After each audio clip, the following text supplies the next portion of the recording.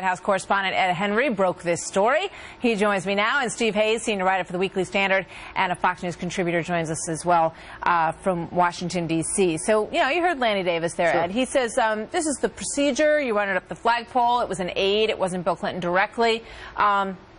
Not a problem to ask if you can give a speech. Sure, and that's what the Clinton camp told me as well yesterday, which is that basically there was a process, run it past the State Department, and they did this as a matter of course. Okay, fine, that was the procedure, and maybe the procedure worked because, we should point out, the speech never happened. But the idea that the former president's office brought to the State Department even the possibility that he would deliver a paid speech to the National Iranian American Council, which has been seen as the lobbying arm for Tehran. They've denied that, but they've publicly called for the end of all U.S. sanctions against Tehran. This was, by the way, in June of 2012.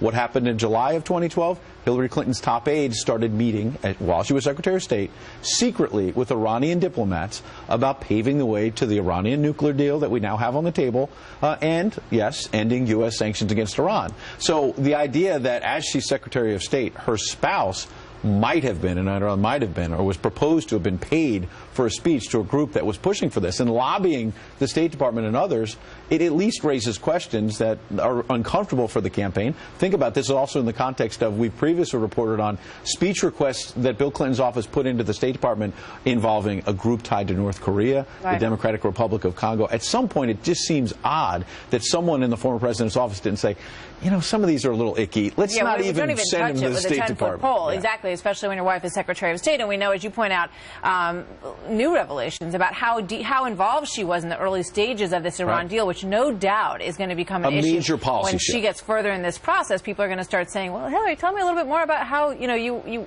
arranged the Iranian deal and got it off the blueprints in the beginning of all this. Well, what's the impact overall? We've been looking at her recent polls. Does it feed into this narrative about them being sort of, tied into all of these different potential money sources for the foundation? It could, simply because there's one word that sort of underlies this free fall in the polls, if you will, which is trust. And that's what she's lacking right now.